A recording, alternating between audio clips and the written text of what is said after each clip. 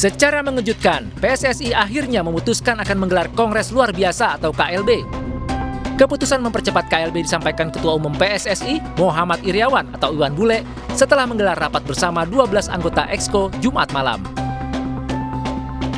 Eksekutif Komite melaksanakan EXO Emergency Meeting yang dihadiri oleh 12 anggota EXO dan memutuskan untuk mempercepat Kongres Biasa Pemilihan melalui mekanisme Kongres Luar Biasa sesuai tahapan aturan organisasi. Sebelumnya ada 2 klub Liga 1 yang telah melemparkan wacana untuk segera dilakukan KLB PSSI. Kedua klub tersebut adalah Persebaya Surabaya dan Persis Solo. Keduanya berharap KLB bisa memberi keputusan terhadap kelanjutan kompetisi Liga 1 musim 2022-2023 yang saat ini dibekukan akibat tragedi Kanjuruhan.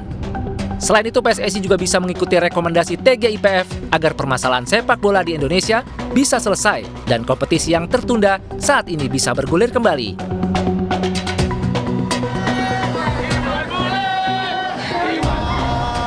Publik pun berharap salah satu hasil KLB membuat semua anggota eksekutif mundur sebagai bentuk pertanggungjawaban moral atas tragedi Kanjuruhan. Publik juga berharap penyelenggaraan KLB harus bebas dari rekayasa aturan. Kini pertanyaan pun muncul, apakah KLB nanti akan sesuai harapan atau hanya KLB agenda PSSI saja?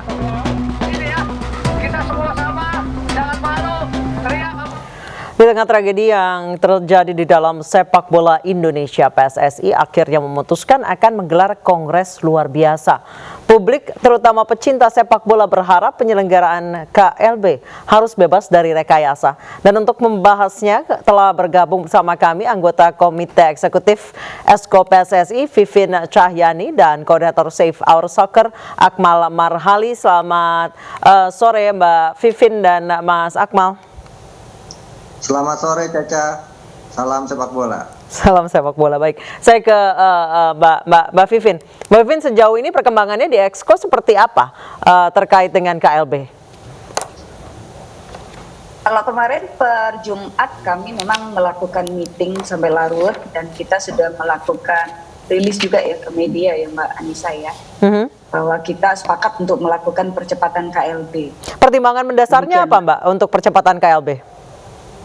Banyak ya pertimbangan mendasarnya. Kalau triggernya sih kalau kami ini kan salah satunya kita semua tahu terkait tragedi Kanjuruhan yang memang menuntut transformasi maksimal dari PSSI. Kemudian kami juga mendapat permintaan KLB dari 2 anggota kami. Kemudian kami juga melihat mencermati situasi yang sangat menuntut transformasi dan evaluasi terhadap kinerja kami. Akhirnya kami berpikir jika memang KLB ini menjadi jawaban dan bisa membantu percepatan transformasi, kenapa memang harus ditahan. Jadi kita lakukan saja percepatan supaya memang masyarakat, pemerintah juga melihat bahwa PSSI ini bertanggung jawab.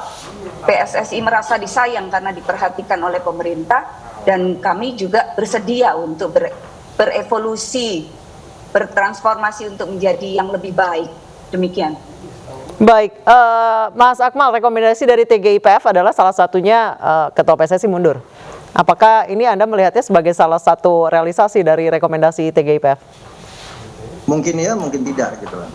Karena kalau kita bicara rekomendasi TGIPF antara poin 1 dengan poin 2 itu nyambung.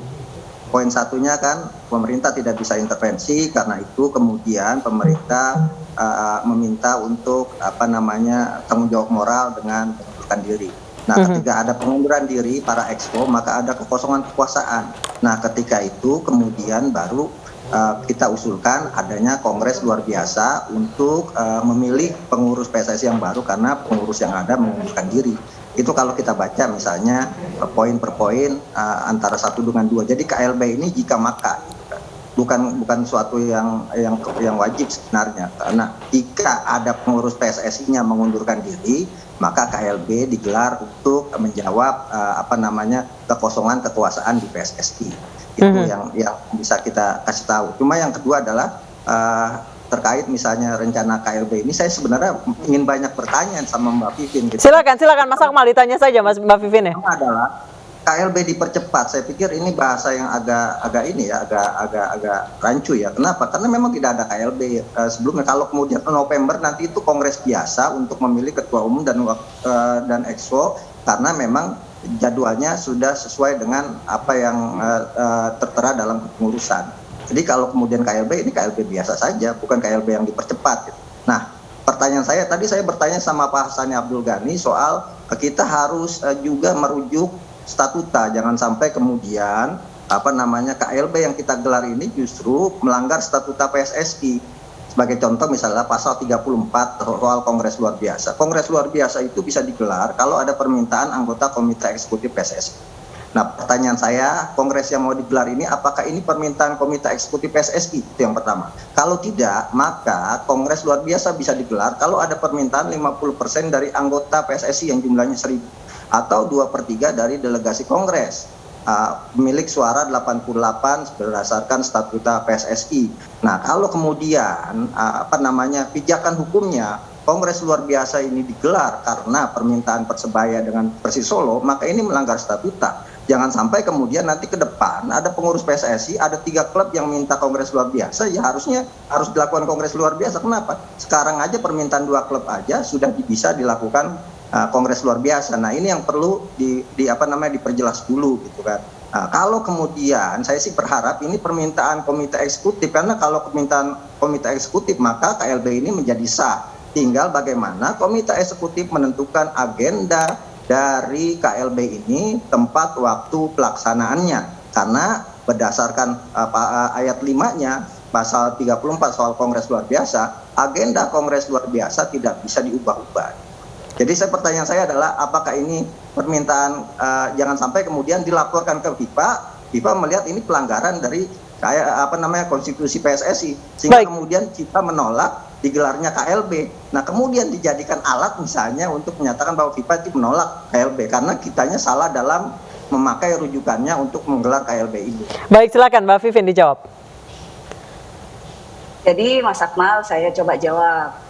Kalau ini masih mempertanyakan apakah ini permintaan dari komite eksekutif, saya sampaikan bahwa dari 14 komite eksekutif ada 12 yang sudah memutuskan dan meminta percepatan KLB ini. 2 itu hadir virtual, yang 10-nya offline. Jadi saya pikir tidak perlu ada lagi keraguan-raguan bahwa ini tidak sesuai statuta. Demikian, Mas. Ya, berarti jelas bahwa ini adalah permintaan dari komite eksekutif berdasarkan pasal 34 ayat 1, maka kemudian KLB bisa digelar. Jangan sampai kemudian laporannya misalnya ke FIFA ini atas permintaan Persebaya dan Persis. Karena kalau dengan 2 permintaan ini maka tidak sesuai dengan statuta dan tidak mungkin FIFA mengizinkan untuk menggelar kongres luar biasa. Saya pikir udah clear ya bahwa ini adalah permintaan dari komite eksekutif. Siap, clear Mas. Dan nanti juga Mas Akmal dan teman-teman media juga akan langsung menerima surat yang kami layangkan ke FIFA. Sedianya besok kita akan rilis karena memang ini weekend dan suratnya sudah diterjemahkan, surat yang kami kirimkan ke sana. Nah, nanti suratnya itu pun akan disebarluaskan ke media supaya teman-teman media dan seluruh masyarakat sama-sama ikut mengawal proses KLB yang diselenggarakan oleh PSSI ini berjalan fair dan terbuka. Demikian. Ya, pertanyaan kedua saya, ini KLB atau kongres biasa? Karena dari yang disampaikan bahwa PSSI akan menggelar kongres biasa bukan KLB gitu. Nah, ini juga perlu diperjelas, Mbak. Nah, sesuai dengan kode pemilihan di organisasi kami, Mas Akmal dan teman-teman semua, bahwa memang menuju ke tahapan KLB itu ada satu dulu yang harus dilewati adalah kongres biasa. Kongres biasa ini adalah untuk memilih komite pemilihan dan komite banding pemilihan yang selanjutnya akan bekerja untuk mempersiapkan tahapan kongres luar biasa pemilihan ketua umum, wakil ketua umum, dan exco. Demikian, Mas. Ya, kalau kemudian ini kongres luar biasa berdasarkan statuta PSSI, maka digelar 60 hari sejak diajukan. Beda dengan kongres luar biasa. Kalau kongres luar biasa 3 bulan sejak diajukan. Nah, ini kan agak sedikit berbeda. Kemudian apakah Kongres luar biasa, setelah Kongres luar biasa memilih komite pemilihan, baru kemudian menggelar Kongres luar biasa, artinya butuh waktu 3 bulan lagi ke depan. Artinya Kongres ini mau digelar kapan gitu. Ini yang perlu diperjelas. Jangan sampai kemudian Kongres biasa memilih komite pemilihan, kemudian nunggu 3 bulan lagi untuk kemudian melakukan Kongres luar biasa. Itu juga perlu diperjelas, karena yang paling penting adalah bahwa agendanya harus jelas dan harus disampaikan ke peserta gitu kan. Betul, jadi agenda yang pertama yang kita sampaikan ke FIFA, bahwa setiap kongres memang kalau PSSI berkongres itu selalu harus meminta izin dan minta rekomendasi ke FIFA. Karena dalam setiap kongres pasti ada perwakilan FIFA dan AFC untuk hadir juga di kongres, mengawal dan memperhatikan dan membuat kongres ini menjadi legitimate. Nah, tanggal 7 Januari adalah tanggal kongres biasa yang kita ajukan kepada FIFA untuk kongres biasa melakukan pemilihan KB-KBP yang akan diajukan dan disahkan oleh voter sesuai dengan mekanisme organisasi kami. Nah, tanggal yang diajukan itu kan baru usulan dari PSSI. Kemudian tanggapan dari FIFA pun nanti kami akan sebarluaskan, seperti surat yang sudah kami layangkan ke FIFA juga kami akan berikan secara terbuka ke teman-teman media, juga Mas Akmal juga pasti akan bisa baca juga, termasuk juga dari balasan FIFA. Balasan FIFA kita juga akan sebarkan. Jadi ya mudah-mudahan FIFA menyetujui tanggal 7 Januari. Tapi kalau misalnya ternyata keputusan dari FIFA menindaklanjuti dari seluruh perkembangan yang selalu diikuti, kebetulan hari ini juga masih ada FIFA, orang dari FIFA ya yang ditunjuk dari FIFA dan dari AFC yang berkantor di PSSI mengawal transformasi PSSI ini.